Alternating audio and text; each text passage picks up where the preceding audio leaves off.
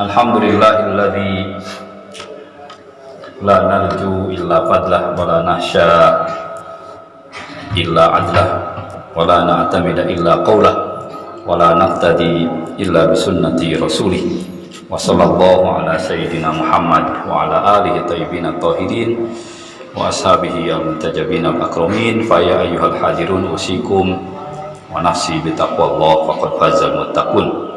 Faqala Allah ta'ala fi kitabihil karim, a'udzu billahi samiil alim minasyaitonir rajim, ya ayyuhalladzina amanu ittaqullaha haqqa tuqatih wa la tamutunna illa wa antum muslimun.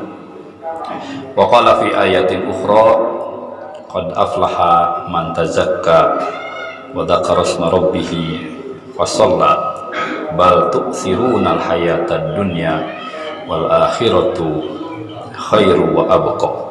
Hadirin jamaah rahimakumullah, puji serta syukur kita panjatkan pada Allah Subhanahu wa taala yang masih memberikan banyak kenikmatan kepada kita, sehingga dengan kenikmatan yang diberikan oleh Allah kita masih bisa datang ke tempat ini untuk melaksanakan sebuah ibadah yang luar biasa. Oleh Rasulullah, ibadah Jumat itu disamakan dengan Idul Adha dengan Idul Fitri. Oleh karena itu beberapa sunnah Idul Adha dan Idul Fitri seperti mandi, berpakaian yang baik, pakai wangi-wangian, itu juga disunnahkan pada hari Jumat ini. Mudah-mudahan sebagaimana namanya, hari Jumat tempat berkumpul atau waktu berkumpul, Allah mengumpulkan kita dalam kecintaan kepada Allah Subhanahu wa taala. Yang kedua, salawat serta salam mudah-mudahan selalu terlimpah curah kepada Rasulullah Shallallahu Alaihi Wasallam, dan mudah-mudahan kita pula digabungkan bersama dengan kafilah Rasulullah Shallallahu Alaihi Wasallam di hari akhir nanti. Hadirin jamaah rahimakumullah, dalam Al-Quran ada satu fragmen di hari kiamat nanti ketika seorang munafik, seorang kafir itu meminta kepada seorang mukmin supaya memberikan cahayanya kepada orang munafik itu. Yauma yaqulul munafikin lil mu'minin, pada hari orang-orang munafik berkata kepada orang-orang mukmin, tunggu kami. Supaya apa? Naktabis min nurikum, supaya kami bisa mengambil cahaya kalian, supaya kami bisa memanfaatkan cahaya kalian. Lalu kata orang mukmin dalam ayat itu, irji'u wara'akum, kembalilah kalian ke belakang, maksudnya ke dunia. Faltamisu nuro, ambil atau buat cahaya kalian sendiri. Itu sebuah fragmen di hari akhir nanti. Mengapa orang-orang mukmin berubah menjadi bercahaya sementara orang munafik tidak berubah bercahaya? Dalam tradisi niat kita, dalam setiap perbuatan kita disunnahkan untuk berniat lillahi ta'ala. Semua hidup kita diharuskan atau dianjurkan untuk lillahi ta'ala. Inna sholati wa nusuki wa mahyaya wa mamati lillahi rabbil alamin. Hidupku, matiku, seluruh aspek hidupku itu untuk Allah. Kenapa? Karena dalam Al-Quran segala sesuatu yang diperuntukkan bagi Allah Subhanahu wa taala itu akan bersinar, akan abadi. Kullu syai'in halikun illa wajhullah atau illa wajhah. Segala sesuatu itu akan sirna kecuali ketika sesuatu itu diperuntukkan untuk Allah Subhanahu wa taala, dia akan bercahaya. Oleh karena itu setiap perbuatan kita diharuskan untuk niat lillahi ta'ala. Sholat kita, Jumat kita itu untuk supaya kita bercahaya, amal kita bercahaya. Karena nanti dalam perjalanan keabadian yang kita manfaatkan itu bukan relasi, bukan keturunan siapa, bukan uang, tapi yang kita manfaatkan dan kita bergantung kepadanya adalah dengan amal kita. Kata Rasulullah dalam khutbah menyambut Ramadan, innakum marhunatun bi'amalikum. Kalian itu akan sangat bergantung kepada amal kalian. Yauma yafirul mar'u min akhihi wa ummihi wa abihi wa sahibatihi wa banihi likulli imri'in minhum yauma idzin sya'nu yughni. Tidak ada saudara kita yang bisa membantu karena mereka juga sibuk dengan urusannya masing-masing dengan Allah Subhanahu wa taala. Di hari hisab semua akan bergantung pada dirinya sendiri dan pada amalnya. Oleh karena itu, mari kita isi kehidupan ini dengan memperbanyak amal kita. Amal yang kata para guru-guru kita adalah amal yang ikhlas. Amal yang ikhlas adalah ketika semua amal itu diperuntukkan bagi Allah Subhanahu wa taala, bukan untuk kita.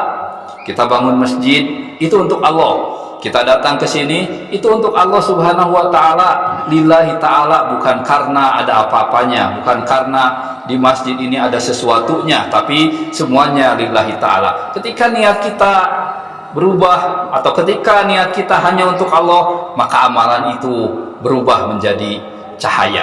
Semakin ikhlas niat kita, semakin terang cahayanya. Dan sebagaimana lampu, semakin terang cahayanya, maka wilayah cakupannya itu akan semakin luas.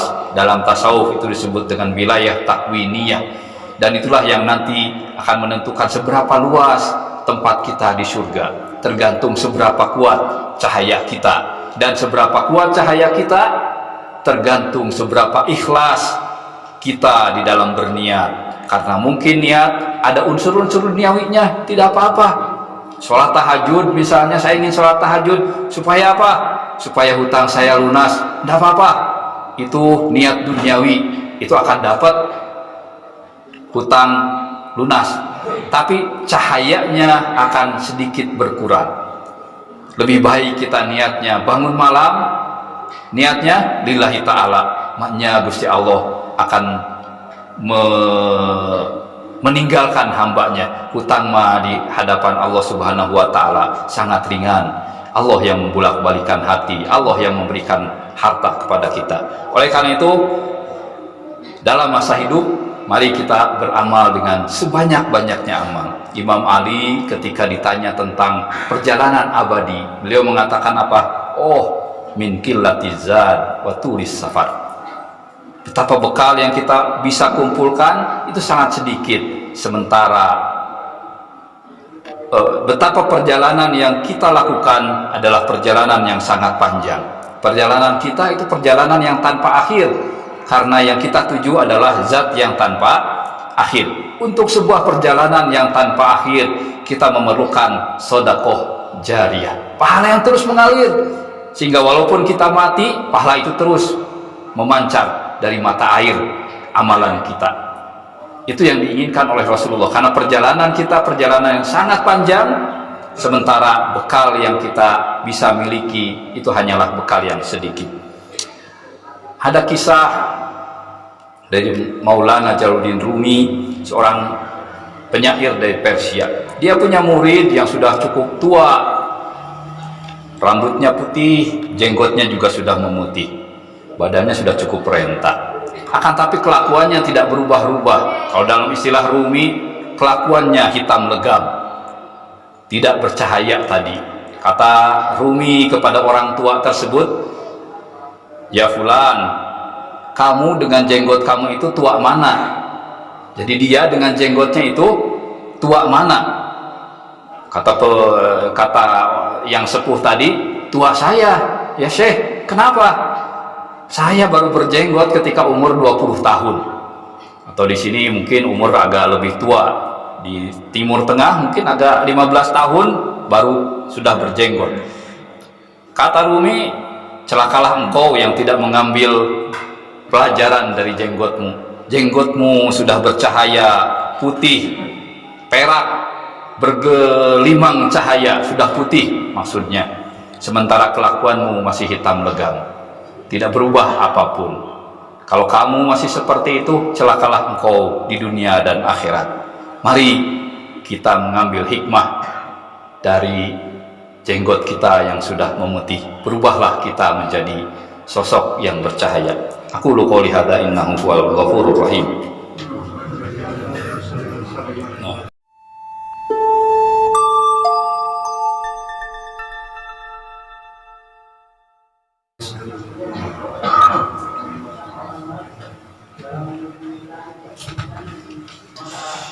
Bismillah wa billah wa ala millati Rasulillah wa sallallahu ala sayyidina Muhammad wa ala alihi thayyibin at-tahirin wa ashabihi al-muntajabin al-akramin. Fa ya ayyuhal hadirun usikum wa nafsi bi taqwallah faqad fazal muttaqun. Wa qala Allah ta'ala fi kitabihil karim ya ayyuhalladzina amanu ittaqullah wal tanzur nafsun ma qaddamat lighad. Hadirin jamaah rahimakumullah, Allah Subhanahu wa taala di dalam Al-Qur'an banyak nasihatnya untuk kita, dan dalam ayat yang tadi saya bacakan Allah mengingatkan kita, ya ayyuhalladzina aman, wahai orang beriman, ittaqullah, bertakwalah kalian kepada Allah Subhanahu wa taala, wal tanzur nafsun, dan hendaklah masing-masing orang mempersiapkan atau melihat ma qaddamat ligodin, apa yang kalian bawa untuk hari esok. Hari esok dalam hampir setiap ayat maksudnya adalah hari kiamat, hari akhirat, dan itu sangat dekat dengan kita. Kata Imam Ali, ajal kita dengan ajal kita itu hanyalah setarikan nafas. Jika Allah tidak memberikan izin kepada kita untuk menghembuskan nafas, saat itu dia akan meninggal. Atau kalau Allah tidak mengizinkan dia menarik kembali nafasnya, saat itu juga dia akan meninggal. Jadi antara kita dengan kematian sangatlah dekat. Apalagi sekarang, setiap hari, setiap saat kita diingatkan dengan berita-berita kematian yang semakin dekat, dan semakin mengkhawatirkan. Oleh karena itu, ma qaddamat lighad wal tanzur nafsun ma qaddamat lighad. Apa yang akan kita bawa untuk hari esok nanti? Hari esok itu jangan dipikir besok, kemudian siapa tahu di antara kita akan ada yang mendahului dalam beberapa menit, beberapa saat. Kita tidak tahu dalam antrian waktu. Yang bisa kita lakukan adalah mempersiapkan apa yang bisa kita lakukan sebaik-baiknya dengan niat setulus-tulusnya. Mudah-mudahan waktu yang masih diberikan oleh Allah Subhanahu wa taala kepada kita bisa kita manfaatkan sebaik-baiknya. Marilah kita berdoa pada Allah Subhanahu wa taala, mudah-mudahan Allah memberikan hidayah, dan yang lebih penting kita mampu membaca hidayah itu dengan sebaik-baiknya dan mengamalkan apa yang diminta oleh Allah Subhanahu wa taala sebaik-baiknya, sehingga kita nanti bisa memiliki cahaya yang sangat kuat. Innallaha wa malaikatahu yusholluna 'alan nabi ya ayyuhalladzina amanu shallu 'alaihi wa sallimu taslima. Allahumma shalli 'ala Muhammad wa ali Muhammad waj'al lana min amrina faraja wa makhraja warzuqna min haitsu nahtasib wa min haitsu la nahtasib. Allahumma inna nas'aluka quwwatan fi ibadatik wa tabassuran fi kitabik wa fahman fi hukmik. Allahumma shalli 'ala Muhammad wa ali Muhammad wa la taj'alil qur'ana bina mahila was-sirata zaila wa Muhammad sallallahu alaihi wa alihi anna muwadiya. Allahumma rzuqna taufiqat ta'ah wa bu'dal ma'siyah sidqan niyyah wa irfanal hurmah wa akrimna bil huda wal istiqomah bi rahmatika ya arhamar rahimin. Rabbana zalamna anfusana wa illam taghfir lana wa tarhamna lanakunanna minal khasirin. Rabbana atina fid dunya hasanah wa fil akhirati hasanah wa qina adzabannar. Subhana rabbika rabbil izzati amma yasifun wa salamun alal mursalin walhamdulillahi rabbil alamin. Wassalamualaikum warahmatullahi wabarakatuh.